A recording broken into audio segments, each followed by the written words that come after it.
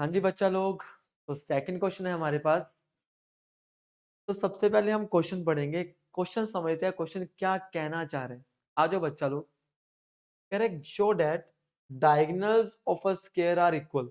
हमें ये शो करने हैं कि स्क्वायर के डायगोनल्स इक्वल हैं। सबसे पहले तो ये चीज समझो कि हमें गिवन क्या है। हमें ये गिवन है कि आज हम जिसकी बात कर रहे हैं सर, वो एक स्क्वायर है। It means ABCD is a square. और अगर स्क्वायर की बात हुई तो तुम्हारे दिमाग में कुछ चीजें आ जानी चाहिए, जैसे कि sir all sides are equal, all angles are 90 and अब हमें प्रूव क्या करना है। आओ देखें कि उसके डायगोनल्स इक्वल होते हैं। ठीक है, और हमें ये प्रूव करना है। तो इसका मतलब फर्स्ट हमें ये प्रूव करना है कि AC is equal to BD। AC जो है वो BD के इक्वल है, मतलब डायगोनल्स इक्वल है। राइट। सेकंड सेकंड हमें ये बताना है बच्चे कि उसके डायगोनल्स बाइसेक्ट करते हैं। बाइसेक्ट का मतलब टू इक्वल पार्ट्स में डिवाइड करना। अब कैसे सर टू इक्वल पार्ट्स में?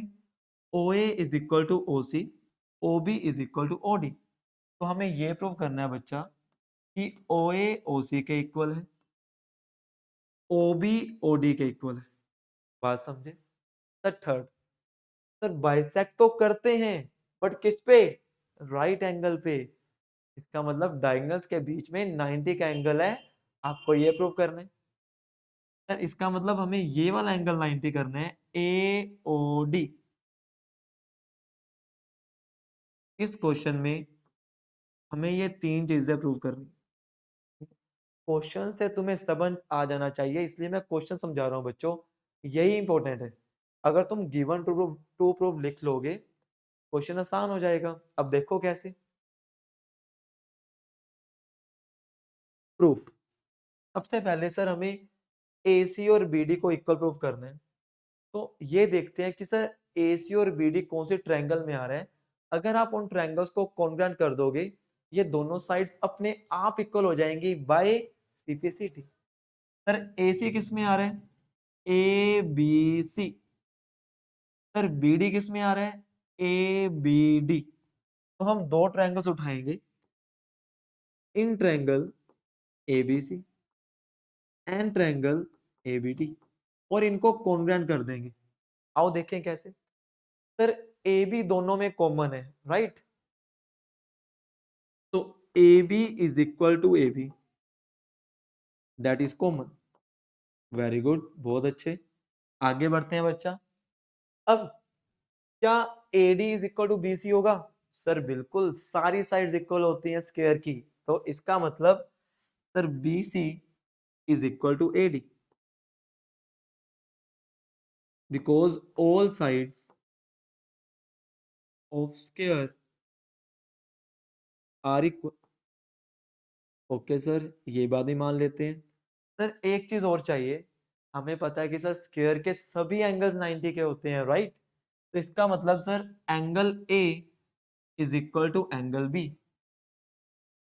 Angle A is equal to angle B, each 90। तो ट्रायंगल ABC सर ये कन्ग्रुएंट हो जाएगी किससे? ट्रायंगल ABD के बाय सर दो साइड एक एंगल। अगर हम ABC की बात करें, ये साइड ये एंगल ये साइड SAS बाय SA।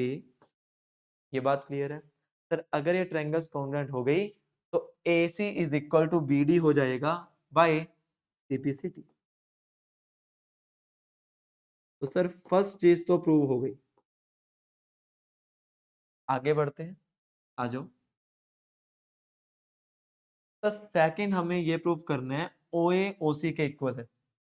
तो बच्चों वो ट्रायंगल देखो जिसमें OA और OC आ रहे हैं, OB और OD आ रहे हैं। तो आपको समझ आ रहा होगा कि सर आप इन दो ट्रायंगल्स की बात कर रहे हो। अगर ये दो ट्रायंगल्स कॉन्ग्रुएंट हो जाए बच्चे, तो OA OC के इक्वल आ जाएगा और OD OB के, राइट। अब इन ट्रायंगल्स को कॉन्ग्रुएंट करते हैं। कौन कौन से ट्रायंगल्स हैं? AOD and COB. So in triangle AOD and triangle COB, sir congruent के लिए तीन चीजें चाहिए, आओ देखें कैसे। तो सबसे पहले AD और BC इक्वल होगा, क्योंकि सारी साइड्स इक्वल होती हैं। All sides of a square are equal. All sides of a square are equal. Right? आगे बढ़ते हैं बच्चा। अब सोच के बताना बच्चा कि ये वाला एंगल और ये वाला एंगल इक्वल होगा, बताओ क्यों। अल्टरनेट इंटीरियर एंगल्स, क्योंकि सर ये दोनों लाइंस पैरेलल हैं, तो देखो Z बन रहा है शू शू शू, तो this angle is equal to this angle, angle 1 is equal to angle 2, alternate interior angles. Right sir, इसका मतलब फिर तो ये एंगल भी इसके इक्वल होगा, ये वाला इसके इक्वल। बिल्कुल बच्चा, Z बन रहा है दिस दिस एंड दिस, तो angle 3 is equal to angle 4, alternate interior angles AIA। Sir अगर तीन चीजें मिल जाएं तो वो ट्रायंगल्स कॉन्ग्रुएंट हो जाती हैं बाय, सर दो एंगल एक साइड और दो एंगल्स के बीच में साइड है ASA। और बच्चा अगर ये कॉन्ग्रुएंट हो गई तो हमारा सेकंड पार्ट भी कंप्लीट। राइट, तो OA is equal to OC and OB is equal to OD by CPCD। Yes, done sir. इसके बाद सर थर्ड पार्ट रह गया, ये दोनों प्रूव हो गए। थर्ड देखते हैं सर, हमें इसको 90 का करना है। ये बात ध्यान से सुनना, जब भी हम आगे क्वेश्चंस में ये डायगोनल वाले को 90 प्रूव करना है तो हमें कोई भी साथ साथ वाली ट्रायंगल्स चाहिए। एक ट्रायंगल ये ले लेंगे, एक ट्रायंगल ये ले लेंगे और इनको कॉन्ग्रुएंट कर देंगे। आओ देखें कैसे। तो इनको कॉन्ग्रुएंट कर देते हैं, तो AOD एंड COD, तो in triangle AOD and triangle COD। अब बच्चा लोग इनको कॉन्ग्रुएंट करेंगे। सर OD जो है वो दोनों के पास है, तो OD is equal to OD common. Yes, बिल्कुल सही सर। सेकंड सर, AD और CD ये दोनों इक्वल होंगे, AD is equal to CD।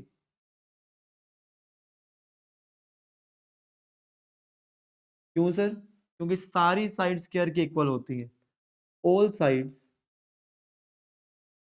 Of a square are equal. आगे बात करते हैं sir. Sir OA is equal to OC, क्यों सर? क्योंकि अभी प्रूव किया था हमने, OA is equal to OC, already proved. Yes, और बच्चे अगर तीन चीजें मिल जाएं तो हम क्या बोलेंगे, ये ट्रायंगल्स क्या हो गई, कॉन्ग्रुएंट। तो triangle AOD congruent to triangle COD by, sir दो तीनों ही साइड्स हैं, इसका मतलब SSS। और अगर सर ये कॉन्ग्रुएंट हो गए, क्या मैं ये बोल सकता हूं ये एंगल और ये एंगल इक्वल होंगे? सर बिल्कुल, क्यों? Bye CPCT। तो एंगल 5, इसको एंगल 5 बोल देंगे और इसको एंगल 6 बोल देंगे। Angle 5 is equal to angle 6 by CPCT। और सर एक बात और है, क्योंकि ये स्ट्रेट लाइन है, इन दोनों का सम 180 होगा। Angle 5 plus angle 6 is equal to 180। और सर एंगल 6 को आप एंगल 5 लिख सकते हो, बिकॉज वो दोनों इक्वल हैं। Angle 5 plus angle 5 two angle 5, तो एंगल 5 किसके इक्वल आ गया, 90 के। और बच्चों यही हमें प्रूव करना था, क्वेश्चन मेरा कल मिलते हैं नेक्स्ट क्वेश्चन के साथ।